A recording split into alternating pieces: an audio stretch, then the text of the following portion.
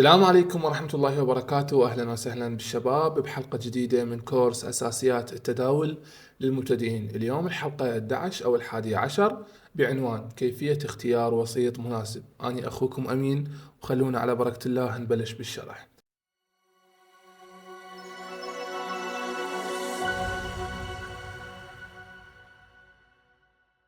بهاي الحلقة راح نحكي عن شلون نقدر نختار وسيط أو شركة وساطة مناسبة، وهي أهم خطوة أو خطوة أساسية من المهمات حتى تضمن تجربة تداول آمنة وفعالة، وإن شاء الله ما بيها تلاعب.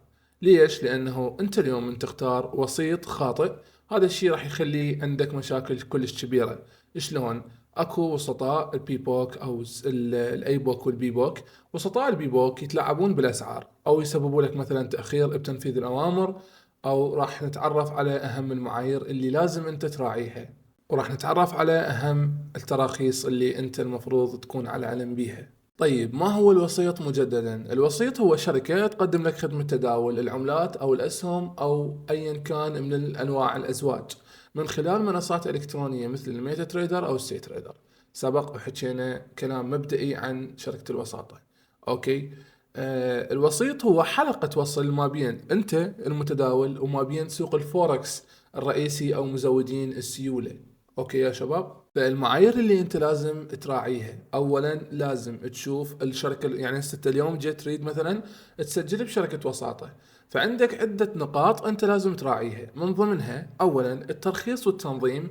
لازم تتأكد من إنه الشركة اللي أنت تتعامل وياها مرخصة ومنظمة، يعني عملها نظامي زين ومرخصة. يعني عندهم تراخيص تثبت، يعني تثبت إنهم دي يعني هو قلت يعني. أولا الترخيص والتنظيم، من الضروري جدا أنه شركة الوساطة تكون منظمة. أولا ثانيا تملك ترخيص. الترخيص هو عبارة عن ورقة وصل، يدفعون مبلغ كبير لمؤسسات مالية كبيرة أو لدول حتى يوفروا لهم ترخيص بأنه يشتغلون. حتى ليش؟ حتى يوفر لك حماية أنت إلك كعميل. مثلا المؤسسة المالية أو مثلا نقول بنك مركزي يخلي شركة الوساطة تدفع مبلغ معين مقابل الترخيص. اوكي. هسه ان شاء الله راح نتطرق للتراخيص وانواعها وتكاليفها كذلك. شنو الفائدة من الترخيص؟ الفائدة انه الشركة فائدتها من الترخيص تقول لك انا يابا ترى نظامية وعندي ترخيص، اي بمعنى اني اخاف عليك ودافعة فلوس حتى انت تكون بامان. البنك المركزي كذلك ياخذ فلوس، هو فائدته فلوس من شركة الوساطة. لكن شركة الوساطة قلنا فائدتها الترخيص. شنو راح يوفر شركة الوساطة؟ راح يوفر لها ترخيص كون انه هو المتحكم الاكبر برؤوس الاموال. ثانيا السمعة والمصداقية. لازم انت تجي اليوم تقيس سمعة الشركة، المصداقية مالتها، تشوفها، شوف اسمها بين السوق، هل هي قديمة هل هي جديدة. تشوف آراء الناس، هل الشركة بها مشاكل، هل تتأخر بالسحب والإيداع إلى آخره من التفاصيل الثانية. ثالثا التكاليف أو السبريد والعمولات. لازم تتأكد من أنه الشركة عندها سبريد منطقي، سبريد متوسط أو قليل. ما يرهم أنه يكون عالي. ليش؟ لأن السبريد العالي يأثر على تداولاتك، فأنت لازم تلقى شركة السبريد مالتها يكون مناسب. أوكي. رابعا تنفيذ الأوامر. الصفقات مالتك من أنت تجي تفتحها لازم الشركة تكون موفرة عند يعني خاصية تنفيذ الأوامر بسرعة عالية. فأنت اليوم من تجي تفتح صفقة، إذا تأخرت الصفقة مالتك هذا معناه صار تغيير بالسعر اللي أنت تريد تدخل بيه. مثلا أنت تريد تشتري الذهب ب10 دولار والصفقة تأخرت إلى أن وصل الذهب 12 دولار، فأنت تنفذت الصفقة ب12 دولار، هنا خسرت أنت دولارين. أوكي. فأنت ما تريد تشتري من ال12، أنت تريد تشتري من ال10 حتى من يوصل ل12 يكون فارق ربحي لك هذا. فهنا لازم الشركة توفر سيرفرات خاصة وتتحمل عدد عملاء كلش كبير حتى تقدر توفر لك ميزة تنفيذ الأوامر بسرعة كلش كبيرة. نجي على خامسا دعم العملاء. لازم الشركة عندها دعم اكتف نشط 24 ساعة، حتى العميل من تواجهه مشكلة يجي يحكي ويا الشركة يعني بصورة مباشرة او عن طريق الايميلات. لازم يكون اكو رد سريع للعملاء، هاي نقطة كلش مهمة. نجي على النقطة السادسة الرافعة المالية والهامش.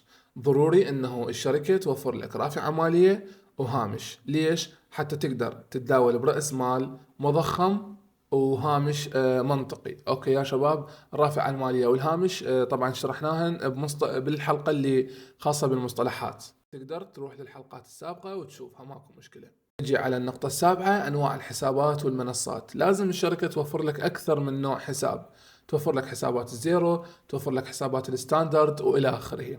فكل حساب له ميزات. أوكي، ولازم يوفروا لك منصة الميتا تريدر أو السي تريدر على سبيل المثال. طبعا الشركة السي تريدر، الشركات اللي عندها سي تريدر اوكي ماشي امرها، لكن اللي توفر لك ميتا تريدر، يعني ميتا تريدر شويه افضل من حيث السرعه بالتعامل، لكن اكيد هي السي تريدر لها ميزاتها، الميتا تريدر كذلك لها ميزاتها. نجي على ثامنا، وهاي نقطة مهمة كلش، انه تتواجد بشركات الوساطة.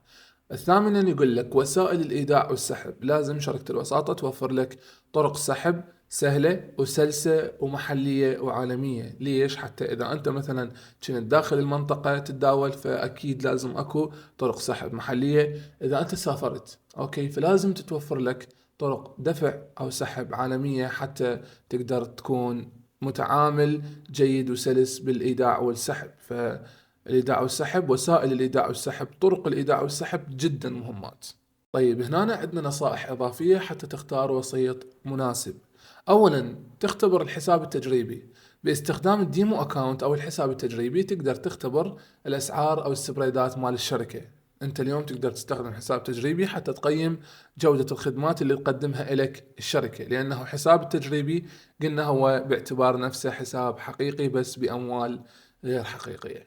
ثانيا، ابتعد عن الوسطاء غير الموثوقين. اتجنب الوسطاء اللي يقدموا لك وعود مو منطقية أو كاذبة، مثل يقول لك أنا أعطيك أرباح مضمونة، هذا أبدا مو صحيح وابتعد عنه. أو يقول لك مثلا أنا عندي رافعة مالية عالية جدا بدون مخاطرة. ماكو رافعة مالية عالية جدا بدون مخاطرة، وهاي نقطة، يعني نقطة هاي محسومة ما بيها نقاش أساسا. زين، الرافعة المالية تعني مخاطرة أعلى. كل شيء هنا له ضد، فالرافعة المالية يجيك ضدها المخاطرة العالية. فأنت اليوم لازم تاخذ بعين الاعتبار الوسيط المضمون اللي يقدم لك كلام منطقي مع الخدمة المنطقية. الكلام وحده ما يفيد، اليوم هواي كلها يقدرون يبيعوا لك حكي، لكن الخدمة مع الكلام المنطقي هو وحدة من أساسات نجاح الشركة. ثالثا، اختيار نظام الوسيط، أي بوك أو بي بوك. سبق وشرحنا شنو يعني أي بوك وشنو يعني بي بوك. أوكي، فيفضل اختيار وسطاء يعملون بنظام الاي بوك حتى تتجنب تضارب المصالح بينك وبين الشركة، ما تتسبب بالخسارات لك. أكيد تقرأ الشروط والأحكام بعناية مال كل شركة أنت تتداول بها حتى تقدر تفهم شلون الشركة أو الوسيط هذا يتعامل ويا الحسابات. حاليا ننتقل إلى صفحة أهم التراخيص العالمية وفائدتها للمتداولين والبروكرات. طبعا هاي مو أي شخص يقدم لك إياها معلومات، هاي معلومات راح أقدم لك إياها على طبق من ذهب وتدللون علي. المهم، هيئة السلوك المالي ال FCA، هذا الترخيص البريطاني. هذا هيئة السلوك المالي. هسه مثلا اكو شركات تقول لك انا عندي ترخيص FCA. شنو يعني؟ يعني ترخيص بريطاني. اوكي، حتى شركة الوساطة تقدر تاخذ هذا الترخيص، لازم تدفع تكلفة سنوية قدرها 60,000 دولار. اوكي، الفائدة لمن؟ للمتداول. ليش؟ حماية أموال العملاء من الاحتيال وضمان تعويض ما يصل إلى 110,000 في حالة إفلاس الوسيط. يعني اليوم إذا شركة الوساطة تعلن إفلاسها، خلاص شو اسمه، الهيئة السلوك المالي عندهم أموال يقدرون يعوضون العملاء مال هاي الشركة إذا أعلنت إفلاسها. أوكي، شنو اللي ينفرض على البروكر؟ الاحتفاظ برأس مال أدنى 900,000 دولار. لازم البروكر عنده 900,000 دولار يحتفظ به. أوكي، الفصل ما بين أموال العملاء وأموال الشركة. لازم الشركة تفصل بين أموال العملاء اللي هم أنتو وأني، وما بين أموال الشركة نفسها، أرباحها وخسائرها وإلى آخره. تمام يا شباب؟ النقطة الأخيرة، تقارير مالية دورية وضوابط صارمة على التسعير والتنفيذ. ضرورية هاي النقطة. وطبعا هيئة السلوك المالي تفرض هذا الشيء على بروكر. طبعا هاي معلومات جدا قيمة يا شباب، مو أي واحد يقدمها لكم، بس قلت لكم تدللون علي. خلونا ننتقل للترخيص الثاني. ثانيا، هيئة الأوراق المالية والبورصات قبرص. اليوم انت تشوف عندك هذا المصطلح تشوفونه CYSEC. هذا اليوم الشركة من تقول لك عندي ترخيص، تقول لك انا عندي هذا الترخيص، تعطيك رقم الترخيص تقدر تبحث عنه. فهذا خاص بقبرص، او تقول لك مثلا عندي ترخيص قبرص. طيب التكلفة مال هذا الترخيص انه شركة الوساطة لازم تدفع 30,000 دولار سنويا. الفائدة لمن تعود؟ اكيد للمتداول. طيب تنظيم مناسب مع حماية اساسية لاموال العملاء. زين، هيئة الأوراق المالية والبورصات الخاصة بقبرص شنو اللي تفرضه على البروكرات؟ أولا تنطيك فرضية أو تفرض على البروكر بأنه يحتفظ برأس مال أدنى قدره 150 ألف دولار. أوكي. ثانيا تطبيق قوانين مكافحة غسيل الأموال، ضروري هاي النقطة. هيئة الأوراق المالية تفرضها على البروكر. النقطة الأخيرة توفر تأمين بسيط للعملاء ما يصل إلى 20 ألف دولار. ننتقل للنقطة الثالثة، هيئة الأسواق المالية الأسترالية أو أستراليا، أو ما يكون ملخص بهذا الشكل أو المصطلح. المهم التكلفة حوالي 50,000 دولار سنويا. الفائدة تعود للمتداول، توفر له بيئة تداول شفافة وتضمن له تنفيذ الصفقات بصورة عادلة. واللي تفرضه على البروكر رأس مال أدنى قدره 1,000,000 دولار. رأس مال جدا ضخم يعتبر. فاللي عنده الترخيص مال هيئة الأسواق المالية الأسترالية، أي بمعنى الشركة هي مقتدرة ماديا أنه هي دافعة بس لهذا الترخيص 1,000,000 دولار، فهي تقدر توفر لك خدمات براسها حظ أو جيدة مثل ما يقولون. طيب تقارير مالية مفصلة والتزام صارم بقوانين السوق. 1,000,000,000% تفرض على البروكر التزام صارم بقوانين السوق. اصلا تفرض عليه اكثر من البروكرات الثانيه، كون انه هو عنده راس مال، فهو هنا يعتبر اداه تقدر تتحكم بالمتداولين. اوكي، فيفرضون عليه كثير من القوانين. رابعا تقديم بيئه تداول عادله وخاليه من التلاعب. راح تكون اكو رقابه جدا عاليه على البروكر حتى يخلونه خالي من التلاعب مع العملاء. فطبعا هذا يعتبر من اغلى التراخيص بسوق الفوركس. نجي للنقطة الخامسة، هيئة تنظيم السلوك المالي أو الولايات المتحدة.